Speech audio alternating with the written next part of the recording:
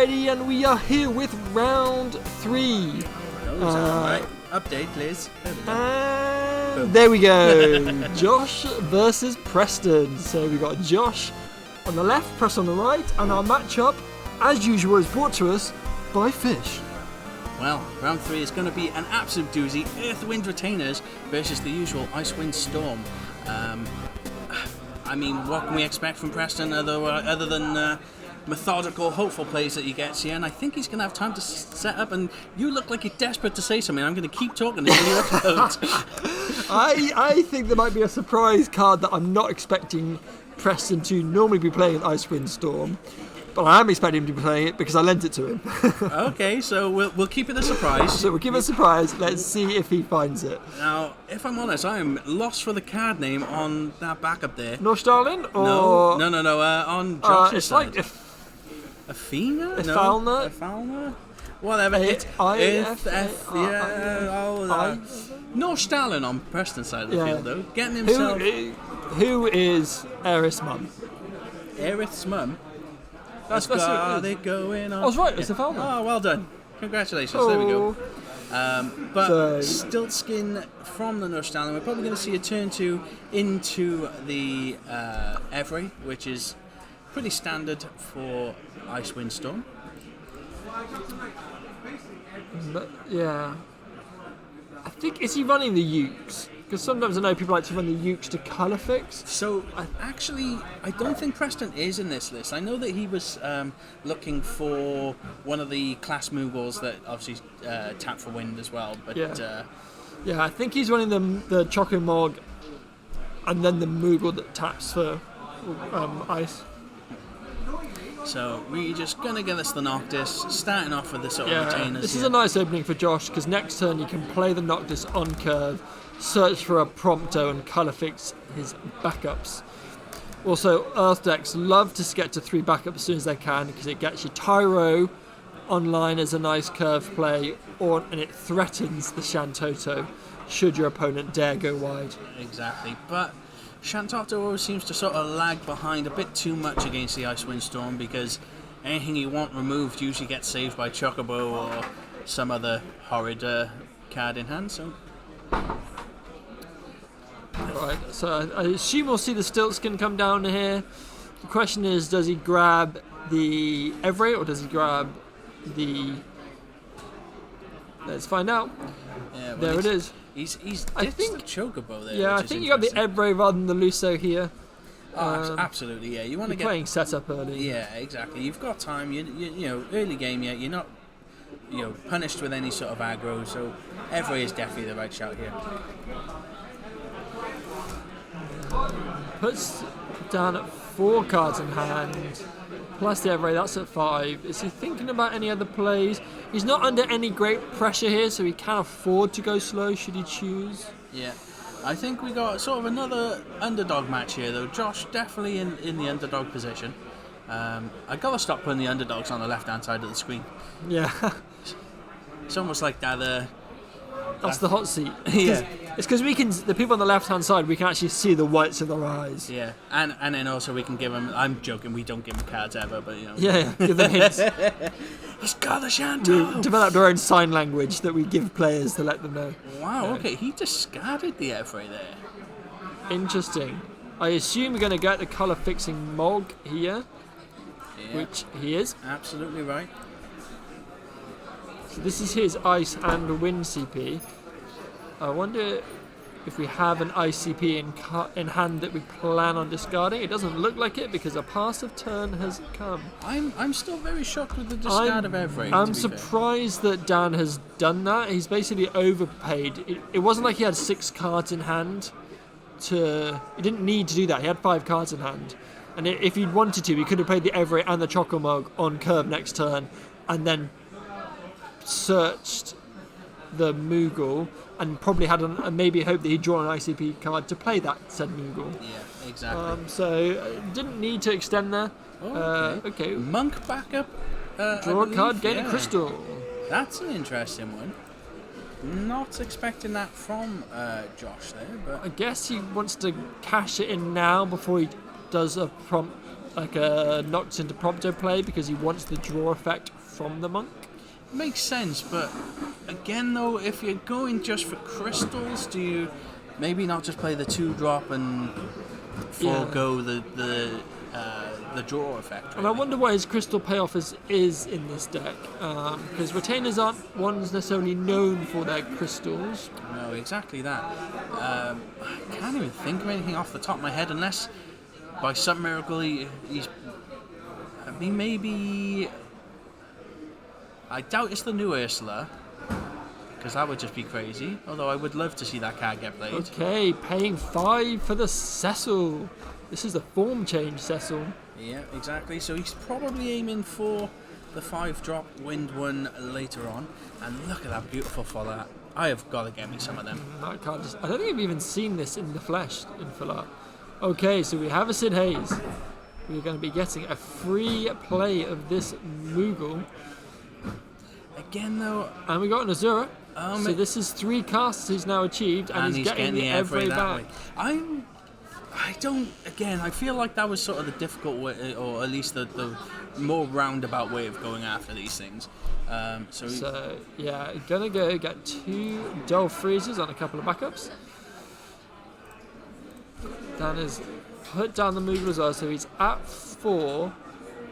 And we know one of them is an Evray, so that's 1 easy cast next turn. So the question is, can he consistently keep himself at 3 casts per turn to get this Sid Hayes to keep popping off? Yeah. What a little waistcoat that is. Gorgeous. Yeah. As a man that has many a waistcoat in his time. Oh, wow, Yuffie. Nice. So, Yuffie... wait, hang on a sec. He just paid 5 Earth CP for that Yuffie. Yeah, go tell him. Well, hold up. These people playing any CP they want here at the moment. Jacko snatching cards out of hand, yes again. Oh, okay, so Josh just pointing out there that he paid with the wind underneath. So Preston going to damage 1 again. That's me getting distracted looking at Fisher's eyes.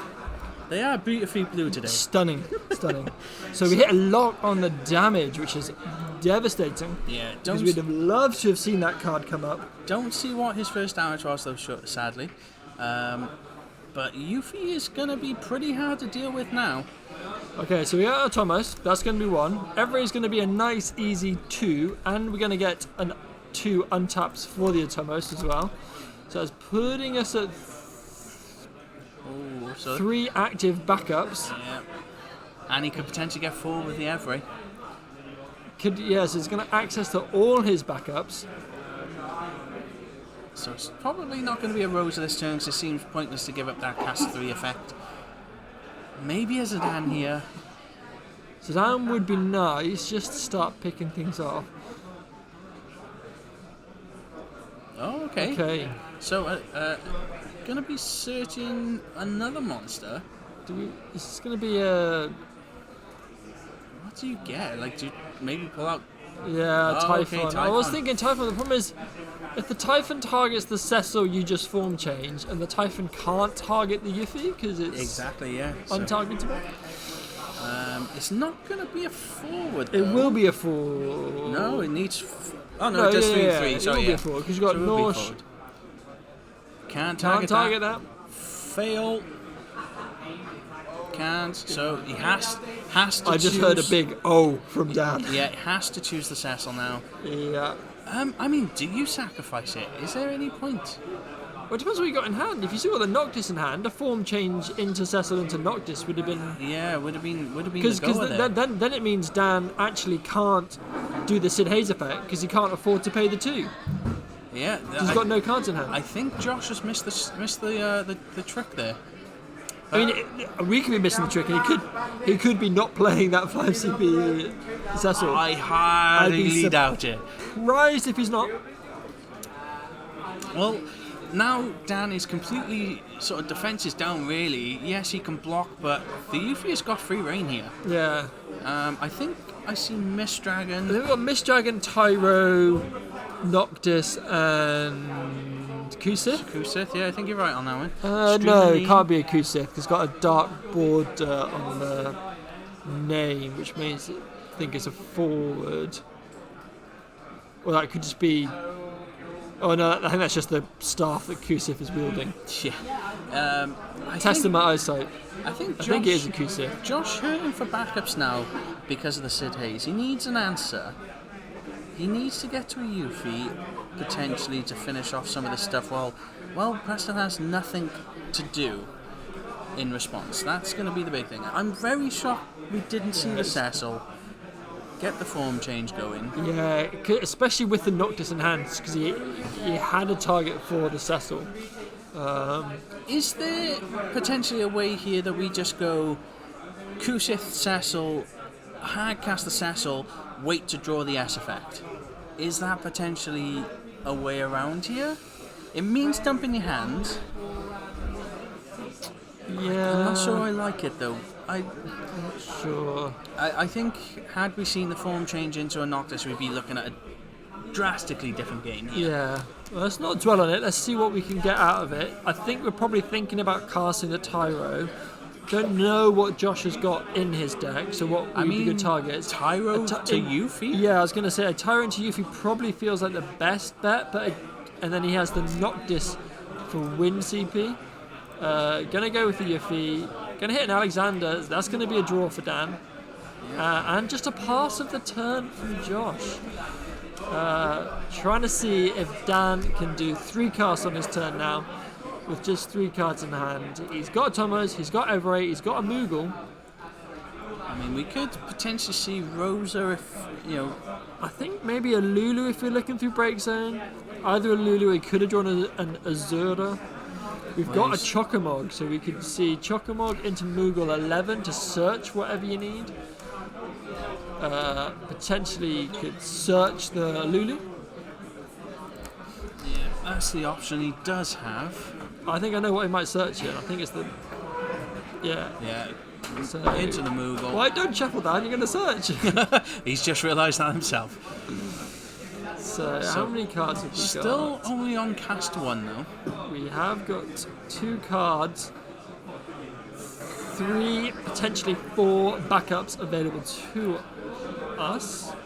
It depends on what he's got in his hand there. I think a Lulu into Azura would open things up nicely. I don't know what 2 costs we've got in. You could go Lulu, Azura, and get back the Moogle with Azura, and that loads you up for your next turn as well. Yeah. The problem is, though, I don't think anything that Preston's going to get out of any of that is going to deal with this Yuffie. Well, exactly. All it's going to do is just freeze 2 backups again. Yeah. But you're still not got an answer. I think Josh's answer needs to be in his next turn. Play the Tyro, get a Yuffie, hit that S effect, start punishing Preston as soon as possible. Hitting for the damage is nice, but there's his cast 2. Yep. So we've got all our backups available to us. Yeah. Now we're casting Azura, targeting the Moogle. So we've currently cast 2 cards, 3 with the Azura. So we do have Sid Hayes effect coming online. Yeah, it's only going to be the backups that you can target. The Yuffie doesn't have first strike, does it? So I guess you could party attack with the Atomos and Typhon to reactivate your backups again. And just see if he nibbles with the Yuffie. Okay, so Lock is going to come down here. Again, though, it's not going to do anything. I mean, discard, yes, but it's been a while since we've seen big old Lock in store. Yeah, it's going to be a discard, Dole freeze 2 things. So there goes the Mist Dragon. I think, to be honest, the amount of times that we've seen him go digging into his break zone, he should have been casting this Mist Dragon.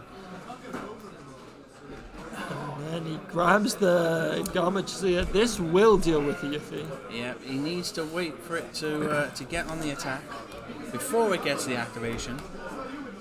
But have we got enough? We haven't got enough CP to pay for it yet. However, if we Atomos party with Typhon, we'll activate our backups and will. But I feel like Dan maybe feels he can afford to. But no, he is going to go for it. So he's Block. Kill it. attacking with just the Typhon here. Block it. Kill it. No. Bang! It's a Noctis EX, which is nice, but I think you could have taken that Atmos out, and you could have been fine. Yeah, because the Garmatcher doesn't buff in any sort of way or anything like that, so no, exactly. There would have been no way of saving this Thomas had he blocked with the Yuffie. So yeah, I mean potentially he's got a Chocobo in hand, but well, I think the issue we've got now is we're not going to see the Tyro into the Yuffie, although that feels like it's a desperate need. Because you need to take out the lock and you need to take out the Sid Haze. Yeah, agreed. So having a long hard think now, because whatever we pay is going to have to be paid for by hand. You are still only sat at 1 point of damage, so you're not staring down any sort of scary things at the moment, although Dan does have access to 5 attackers at present. If Dan deals with his Yuffie and then manages to get 3 casters down or something down next turn, there is a world in which he could. It'd be tough to get there, but there's a world in which he could win. Okay, so we are playing the Cecil. It's not a surprise that we're playing it, I guess. I think Dan's he's still sat on the Gatmasia. Surprised he isn't reacting to this to try and get rid of the Yuffie here.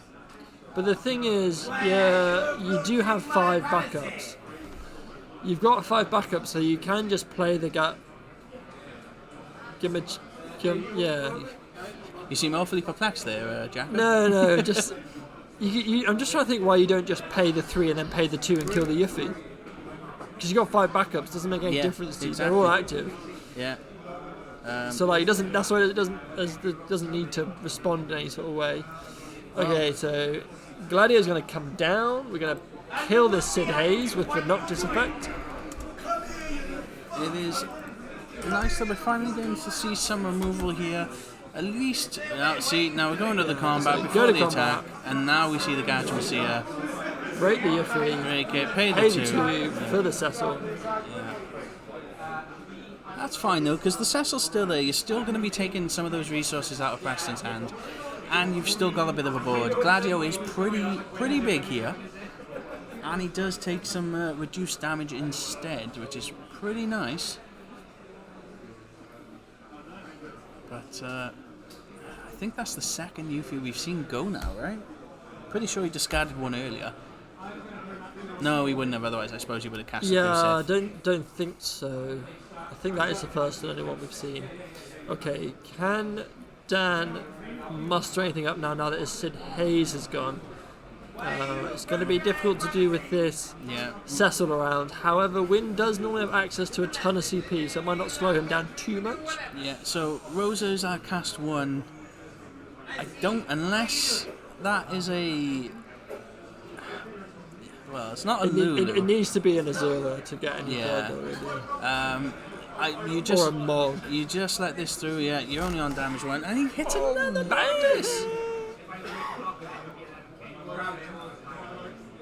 That's fine. No, we don't want to block yet. That is absolutely fine. Damage 2 now. Sorry, not keeping that up to date because I'm being so distracted by the game. What do we search here? We know he's got the Prompto in hand. Not well, anymore, he doesn't anymore. No, you're right. Yeah. So do you grab another Prompto for Win CP? No. Grab me the Ignis. Yeah, fine. Ignis is removal. And removal and a return something from break. And it's a double removal as well because you get a removal from the Noctis and a removal from the Ignis. Oh god, yeah. So in theory we could probably take up. Well, I assume you can't target the Rosa because it'll protect itself. So the Typhon and probably the Lock would be the right choices. Yeah, I think that's the only copy of Lock we've seen outside of the one in damage. So there's only one more copy of Lock. We haven't seen any Chocobo 2CP summons yet. No. Well, he did discard one earlier. Did he? Okay. Yeah, and he does still only have 1 card in hand, so he could have it, but it's very unlikely. I think seeing a Lock in damage, I think you're probably okay with this Lock dying again, because that's 2 copies of Lock. Done. So Here comes the Ignis. here comes the Ignis. Because you're going to kill 2 things here. Yeah. So you've got to target the correct thing. You remove the monk, I think, is... Or the Regis, Yeah. both are fine. And then is the Noctis effect a May? Let's see if he misses. Hang on, let's find out. You got me scrambling for cards. Sorry. That's not how you spell Because Noctis. the Ignis comes in, you put a backup in the break zone, choose a forward, break it, so it's not a May, it is choose one forward your opponent controls, So, deal it damage with its power. He hasn't done that, so you might have to go run over and tell him. Let's just see if they try and... No, we're going in quickly. Oh, be quick. Skates on. Jacko's off.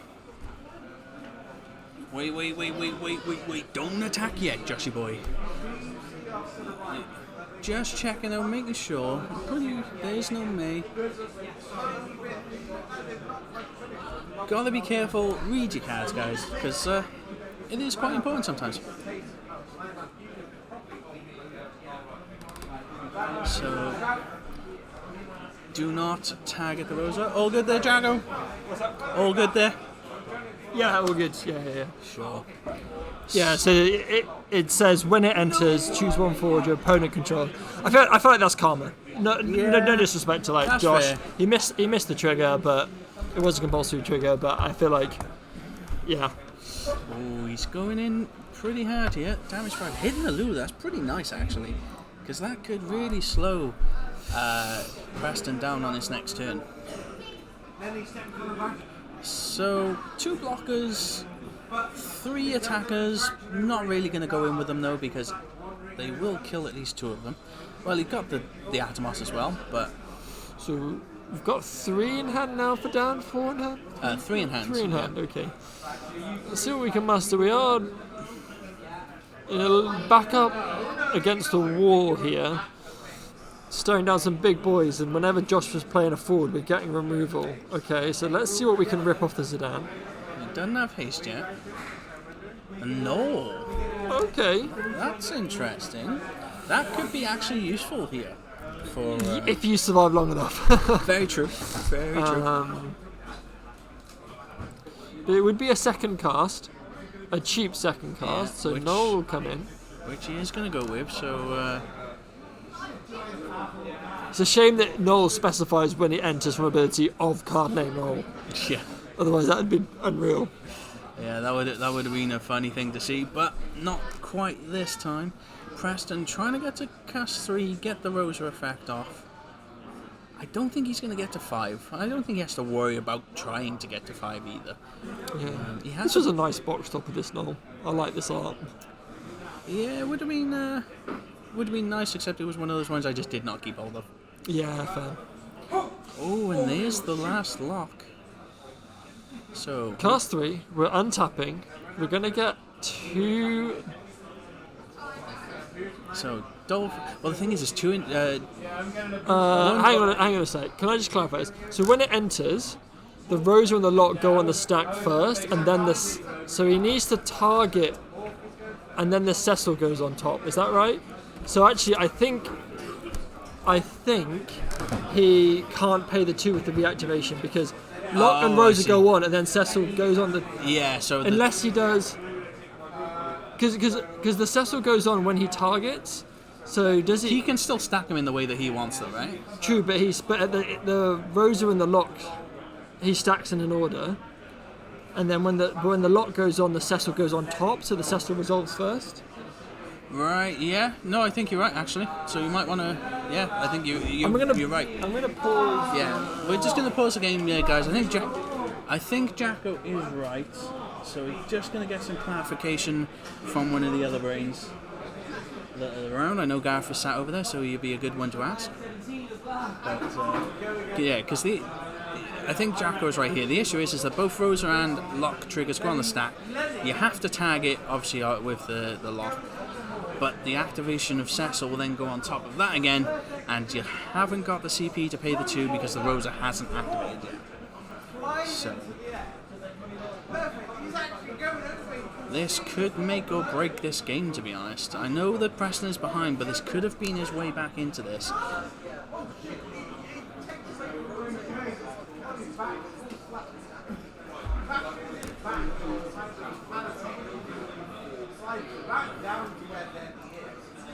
Yeah, just... So we got actually Connor over there, Gaff also listening in. I think we are right here because it does definitely go on the stand.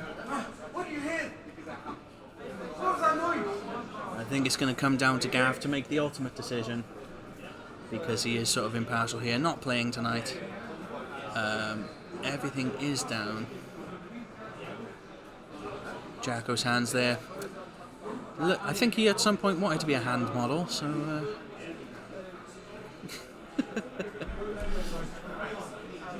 Yeah. Be interesting to see what the ultimate decision is here. Let us know in the chat if you think, which way you think. Pretty sure the Rosa activation won't go off because you don't have anything to pay for the target. Unless you discard the two. Yeah, so he's discarding Zidane. Yeah, that's one way around it. Because he's already got one on the field anyway, so that's fine. So, Jacko, explain to our lovely budding Cactuars at home. Yeah, I don't know if anyone in chat has thought any different on that. We had a bit of a brain trust committee around it. Me, Connor, and Gareth having a discussion about this. Like, I'm not 100% sure on this. So, if anyone on chat or anyone watching at home knows the ruling in better detail, please let us know. But